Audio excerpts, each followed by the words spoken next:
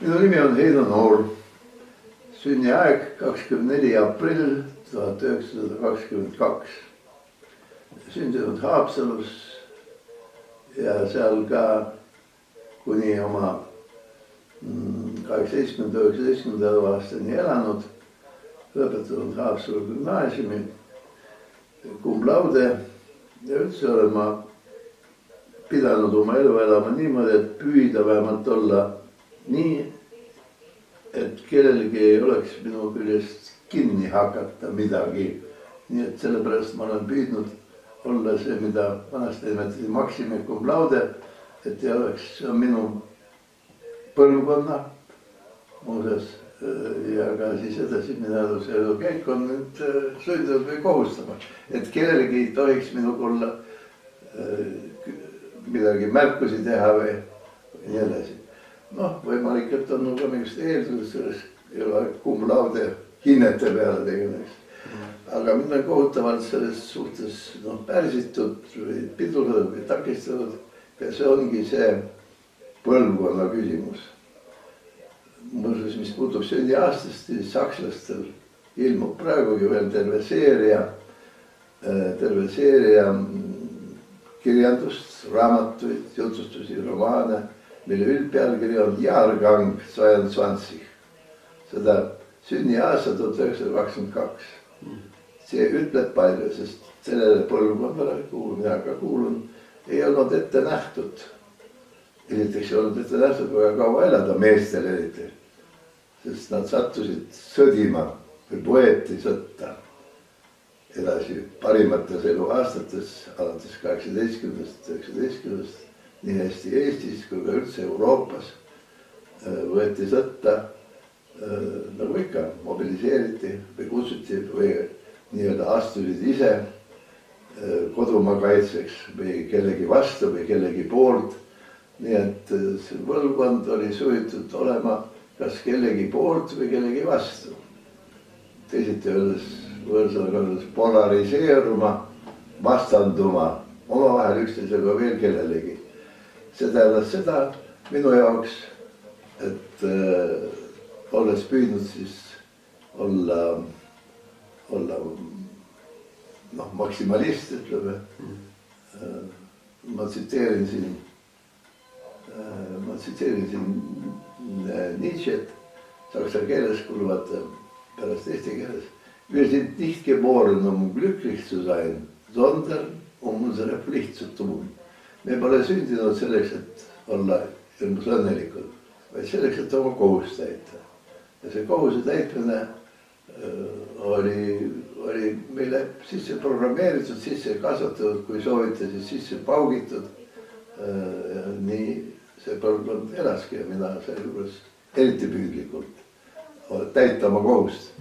Ja meie vanne oligi, näiteks kui tolleaegses Eesti sõjaväes, kui kedagi kiideti, siis nad ei vastanud nii nagu presidendile praegu vastatud terve pärast tänan. See oli tolleaegse meistele sentimentaalne tobe. Mina pidin vastama, minu kohus, härra leitnant, minu kohus, härra kindral, kui mind näiteks millegi eest tunnustati või kiideti. Nii et see kohuse täitmine, saksa keeles siis unsere Pflicht zu tun ja inglise keeles samuti to make my duty ja nii edasi, ja peadamesti. No ükskõik mis keeles.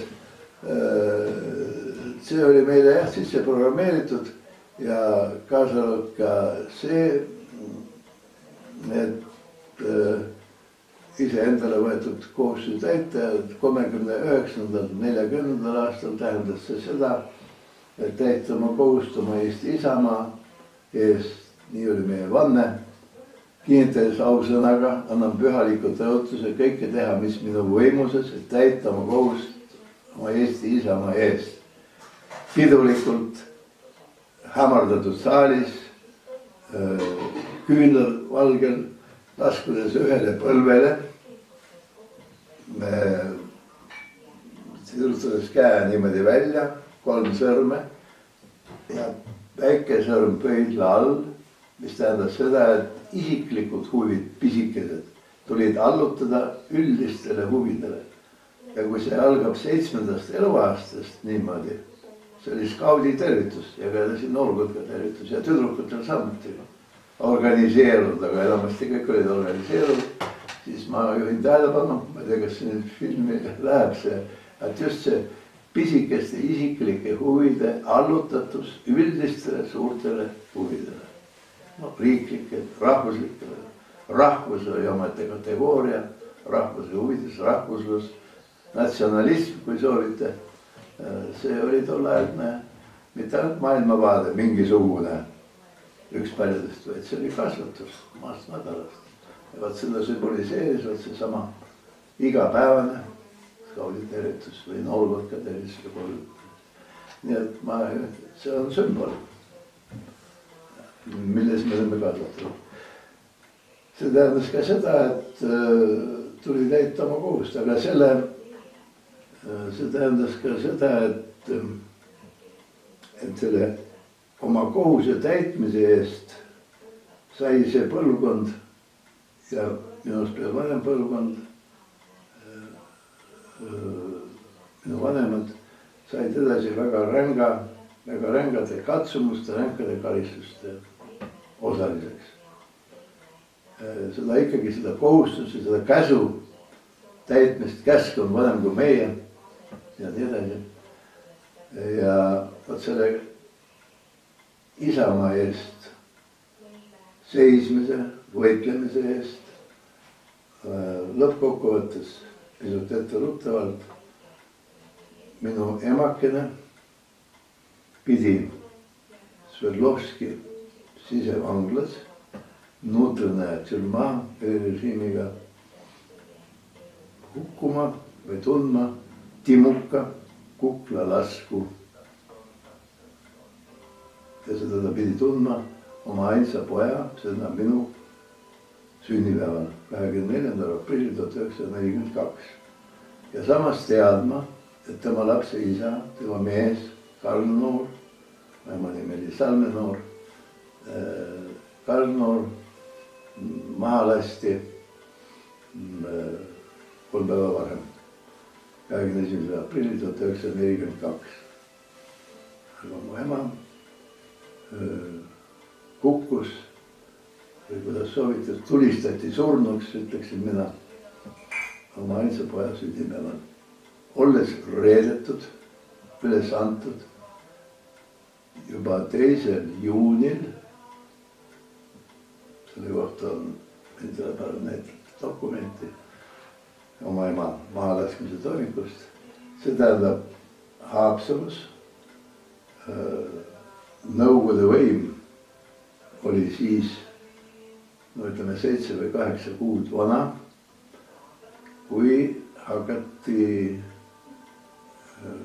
kindlaks määrama neid, keda tuli küüditada, keda tuli vangistada ja keda tuli ka koha peal NKVD, see oli Narodnik komissariat Nutrinaid jõud, siseasjade rahvakomissar, mis oli noores õigele sotsialismi teele asunud Nõukogude Eestis, mis siis aitas sotsialismi, edasi kommunismi rajada, üles ehitada. See on nukra ja kibede irooniaga praegu öeldud, ma usun, et tabate seda allteksti. Aga nii ta siis oli. Vaat selle tähe all polariseerus ühiskond, vastandus üksteisele, see oli klassivõitlus, mis oli marksistlik-leninliku teooria kohaselt ette nähtud ja mida siis juurutati siin. Me olime siis sotsialismi eelpost läänes ja loodes alates siis juuli ja augustikuust, kus me kirjateele hääletasime, 85% Eesti rahvast hääletas siis Nõukogude Eesti rajamise poolt, endisest kodanikust Eestist pidi saama Nõukogude Eesti ja 6. augustil meie delegatsioon, ma räägin kõike siis teatud kibestusi irooniaga, te mõistate, aga ma soovin nii rääkida, kus 6. augustil 1940 läks siis 25-liikmeline töörahva delegatsioon Moskvasse Ülemnõukogu, Nõukogude Liidu Ülemnõukogu istungile. See oli siis nagu mingil määral parlamentaarse paroodia tegelikult ja avaldas siis seal soovi astuda nagu liitu rahvastesõbralikku perre ja see ka täideti vastu. Nii et oli tegemist, hakkas olema tegemist Nõukogude Eestiga ja samas siis Eesti rahvas ise, olles siis hääletanud selle Nõukogude Eesti ja Nõukogude võimu rajamise poolt, hakkas polariseeruma, vastanduma. Kõigepealt tekkis terve hulk neid, keda rahvasuus nimetati redisteks, seda pealt punane ja meelsused siis pealt punane, aga seest valge. See oli üks liik. Teine liik oli neid, kes kohe tõttasid astuma siis Nõukogude võimu teenistusse. Teisisõnu siis hakkas kujunema terve hulk koputajaid Eesti rahvakeeles tollele. Nüüd seda, kes tõttasid üksteisest üles andma, kaebama ja tollel ajal siia valgunud NKVD, see oli siseasjade või teised tšekistid, see sõna vist ei ole teilegi väga tuttav. Need olid need kutselised ja palgalised, praeguses keeles öeldes julgeolekumehed, keda siia valgus. Ja miks ma sellest nii palju ja pikalt räägin, on see, et see määras kogu selle meie põlvkonna ja eriti meie perekonna elukäigu. Ma vist eelpool nimetasin, lõppkokkuvõttes siis minu ema ja isa lasti mõlemad siit viiduna Sverdlovski, praeguse Jekaterinburgi sisevanglas kuklalaskudega maha. Ja ma kordan, minu emakene pidi seda kuklalasku tunda saama oma ainsa poja sünnipäeval ja teadma, et tema lapse isa, minu isa, 3 päeva varem samas Sverdlovski sisevanglas kuklalaskudega kukati, lasti maha, kuidas soovite seda sõna või terminit siis kasutada. See mõte seirab sellest ajast, kui ma seda täies selguses teada sain, seirab kogu aeg ja see on minu elu lõpu, ütleme siis psühholoogia keeles dominant ja sellest ma ei saa ümber ega mööda. Ja muidugi ma ei saa ju olla vaimselt täiesti terve selle juures. Küsimus on muidugi, mis on vaimselt terve ja kes on vaimselt terve ja mis see tähendab. Aga igal juhul ma võin öelda, et mina ei ole vaimselt terve. Ja kui mitte muu, siis on mul tegemist sellega, mida me meditsiinis nimetame. Ütlen seda kui psühhiaater ja selles vallas tegelenud arst. Mingil määral ka õppejõud.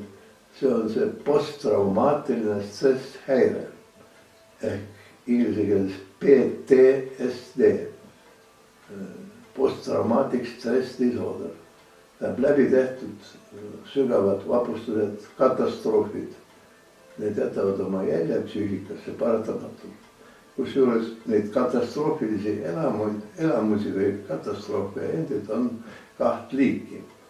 Ühed on niisugused, mida me võime nimetada man-made, inimese poolt inimesele tekitatud. See tähendab niisugused vangistamised, süütamised. Estonia laeva hukk näiteks, kas oli nüüd man-made, inimese poolt tekitatud või oli see loodusõnnetus, mida teised nimetatakse God-made, G-O-D, tinglikult öeldes siis Jumala tekitatud. Niisugused katastroofid on need, mis on Eesti rahvast läbi sajandite, eriti 20. sajandil, kuhu mina kuulun, kogu aeg, ütleme siis jälitanud. Niisugused man-made katastroofid, inimese poolt inimesed tekitavad vangistamised, külitamised, mobiliseerimised, sõtta viimised, süütamised. Need on lõppkokkuvõttes palju raskemini talutavad kui need katastroofid, mida me tinglikult võime nimetama kodmeid, näiteks maavärin, uputus, välgust tabatud olemine ja nii edasi. Tinglikult siis kodmeid või vääramatute loodusjõudude poolt. See on see force majeure või nagu ta seda. Ma valgun väga laiali, aga ma tahan jõuda siis ikkagi oma elu saatuse juurde, oma elu käigu ja eriti oma vanemate juurde. Nii et meid tabasid meie põlvkonda just nimelt, et inimese poolt inimesele tekitatud katastroofilised elamused, no nagu kõigepealt sõda, siis vangistused, türmid, küüditamised, surved, ümber rahvastamine ja teised niisugused, noh nagu ma just juba nimetasin, need, mida me mõtestame kui Jumalast saadetud tinglikult või kui siis vääramatute jõudude poolt saadetud, need on lõppkokkuvõttes kergemini ületatud. Noh, näiteks seni, kuni me teadsime ja arvasime, et Estonia hukk oli tõesti laeva hukk, seda torm ja nii-öelda paratamatu või vääramatu jõuga tekitavad senikaua need üle elanud ja hukkunute sugulased talvisid seda kergemini.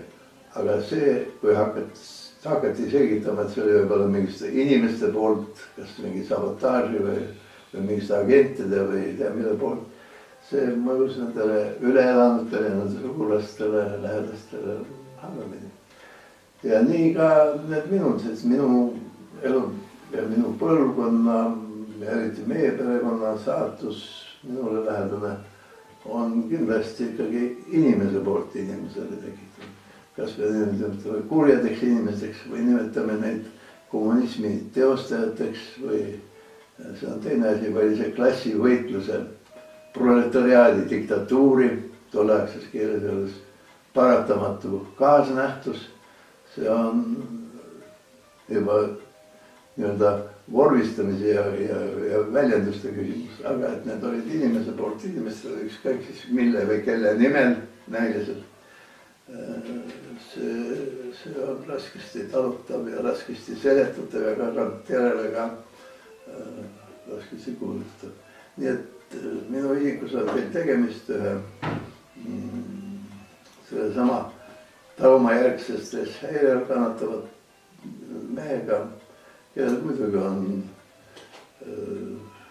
omaette psüühikahäired, paratamatud. Nii et ma ei ole terve inimene kokkuvõttes, pika jutu lühike moraal on see, et kell on tegemist psüühikahäiretega inimestega. Noh, ma ütleks, et mu intellekti juures nüüd midagi väga viga on, nagu lihtsas lõunasti keeles mõistuda, ma väga viga endale ei tunne. Ja ka teised seda ütlenud ja ise psühhiaatri vallas ka ma tõestanud. Inimesena ma arvan endale otse seda sama. Aga muidugi niisugused häired on olemas. Sellest ka võib-olla see, et kui on võimalus mul selleks, mida psühhiaatris inglise keeles nimetatakse insight terapii, tähendab sisekaemus, nagu ma praegu seda teen, ma mõtlen oma elu ja saatuse ja elu käigu peale, nende faktorite peale, mis minust on mõjunud, siis minu jaoks võib olla kergenduseks. Ja ongi, ma saan endast ära rääkida. Noh, kui lubate, ma ei tea, kui lähedal kirikul olete, mina olen kirikul lähedale. No etteruttavalt võib ütelda nii, et ma usun teispoolsusesse. Et see teekond ei lõpe mitte siin, vaid ta jätkub teispoolsusest ja tunnistan oma naiivsust üles. Ma loodan teispoolsusest veel kohtuda oma niimoodi hukkunud või hukatud emakesega.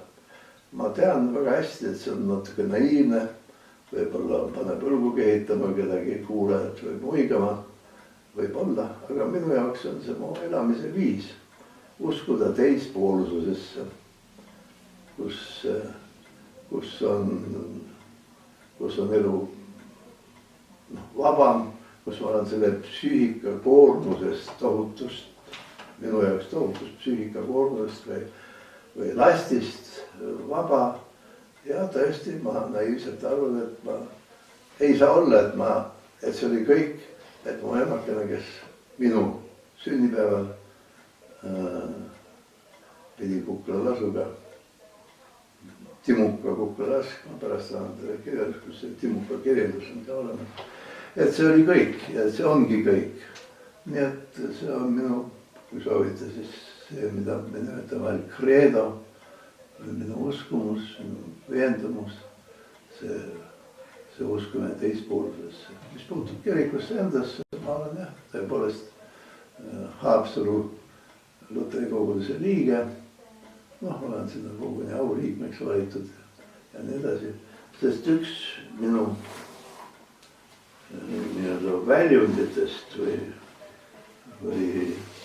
tegudest oli see, et kui ma oma ema surnuks tulistamisest või Kukla-Lasust niisugusest selgusest teada sain, siis ma ei leidnud endale asu. Nüüd ma pihin siis teile edasi. Kui ma sellest nii teada sain, et see oli pealegi veel minu sünnipäev, minu 20. sünnipäev muuseas, millal minu ema siis hukati. Mul oli siis olemas Püstol Makarov. Ma olin muuseas Kaitseliidu liige veel siis, kui ta oli pool põrandaalune aastast 1990. Kui meil oli veel Nõukogude võim ja nii edasi, siis tollest ajast, ma ei hakka nüüd täpsustama kelle käest ja kuidas, aga mul oli Püstol Makarov olemas, nagu teate, see on hea relv, kaliiber 9,0 ja nii edasi. Ja mul oli olemas 2 pidet padruneid, moona selle püstoli juurde. Ja kui ma sellest oma ema hukkamisest teada sain ja sain ka teada, et selle läbiviija teostaja oli tšekist nimega Idel Jakobson. Pole oluline, et ta juudi soost oli, aga seda ta oli. Ja tema oligi see, nagu ma nüüd täies selguses tean ja nagu ma tolle ajal juba ka teada sain, ma räägin aastast 1990-91. Praegu ja siis mul oli kindel nõu, et ma peelin tema elukoha välja. See oli seesama Idel Izraelovitš Jakobson oli siis see mees, kes kõigepealt selle 14. juunil 1940 arreteeritute või vangistatute või küüditatute, kuidas soovite. Mina teen vahet muudes küüditamise ja vangistuse vahel. Eestis nimetatakse kõiki koos ühe sõnaga küüditada, aga see on suur vahe, kas on lihtsalt sunniviisile ümber asustavad liidud tolleaegse sõjatagalasse nälga ja külma küll, aga ikka igatahes mitte otse surma. Aga teine asi oli olla vangistatud, mis tollel ajal tähendas niigi suremist, aga pealegi veel siis määrusega. Ma rõhutan, et see on mingisugune kohtuotsus, näiteks minu ema isa puhul ei ole kunagi mingisugust kohut peetud, isegi näilisti, see isegi mitte mingit tribunali, vaid see oli nii-öelda erinõupidamine ehk siis особое совещание, trojka, nagu vene rahvakeeles tänapäevani nimetatakse, kolmik, kes kas oli nendest koos või ei olnud, see võis olla ka niisugune fiktsioon lihtsalt. Ja seda antud juhtudel, millest ma praegu räägin, kaasavad kui mu ema isa juhtum või niimoodi võin teada, tegelikult seda asja dirigeeris seesama Idel Jakobson. Ja nüüd tagasi siis selle süžeeliini juurde, millest ma kõrvale kaldun. kui mul see püstel oli, siis ma peilisin välja selle Idel Jakobsoni elukoha. See seiras mind see mõte ja seirab täna päevani. See on see taliooni mõte, talioon kõva T-ga muuseas, T-A-L-I-O-N. Ta on sõnaraamatus olemas, see on veretasu. Mitte alati mitte veretasu, vaid silm silma, hammas hamba vastu, veri vere vastu. Ja see on muuseas jurisdiktsioonis olemas, seda arvestatakse täna päevani. Ta koodeksites vist ei ole, aga ta tuleb arvesse, kui põhjendatud, see on psühholoogiliselt põhjendatud. Vanast antiikmaailmast. Nii et mind see mõte seiras selle Makarovi olemasoluga ja ma teadsin täpselt, kus tema elab ja ma mõtlesin, et ma lähen ja pühendan temale 5-6 kuuli otse elas Lasnamäel Punasel tänaval.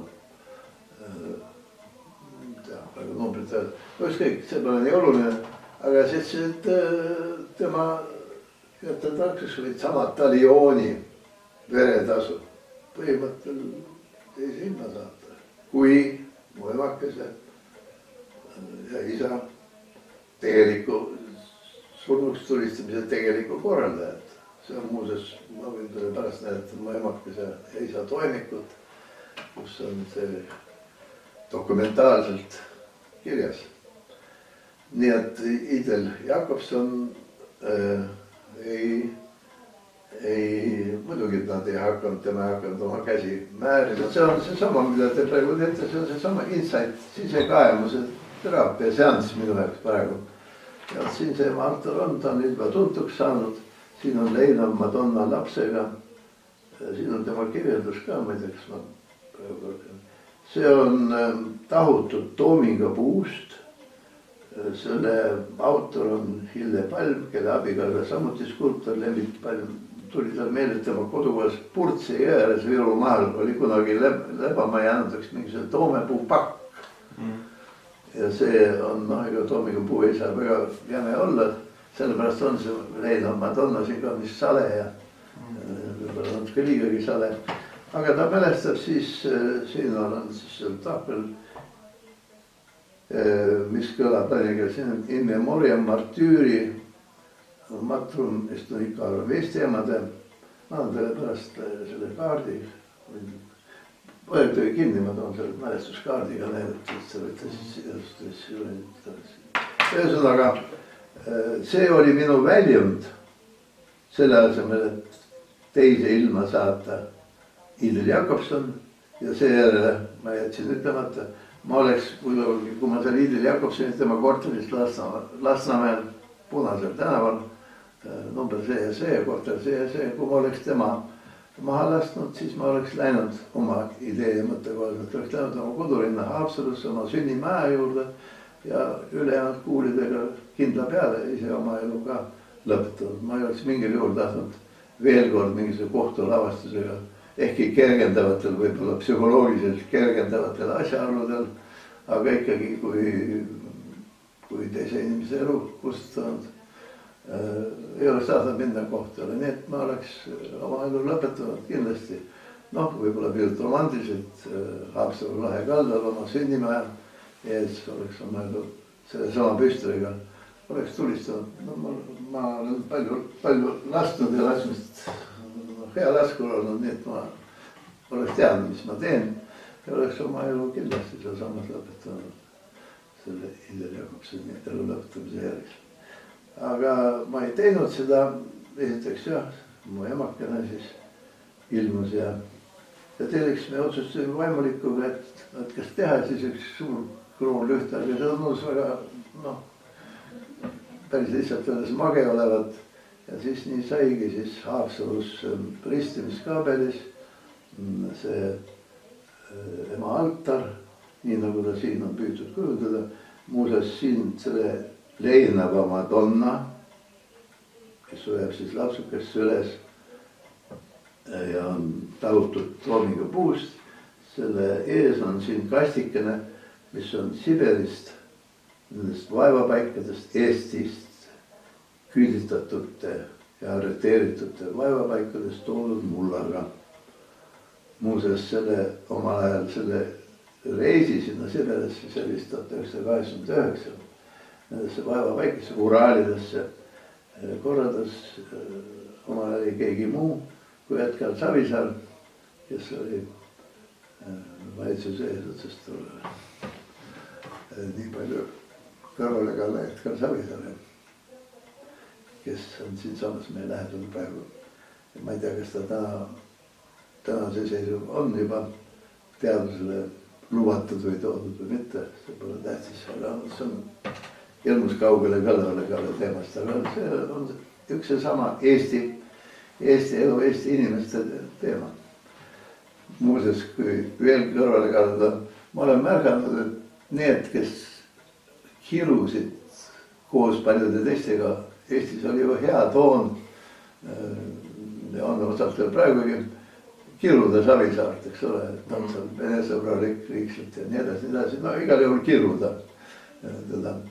Aga ma praegu, kus on teatavaks saanud see tema saatus, ma märkan, kas või oma kodus, oma majas siin, suusatakse Savisaaresse natuke teistmoodi või tunduvalt teistmoodi, kui üldiselt oli kombeks või lausa heaks tooniks Eesti teatud ringkondades kiruda ja mõnikord ka laimata Savisaar.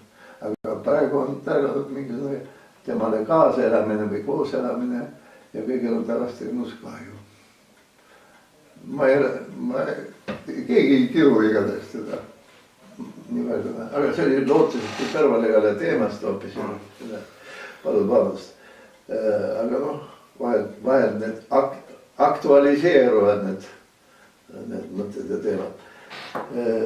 Ja nii, et ma loobusin siis sellest kättemaksu mõrvast ja selle asemel ongi see ema altar olemas ja siin on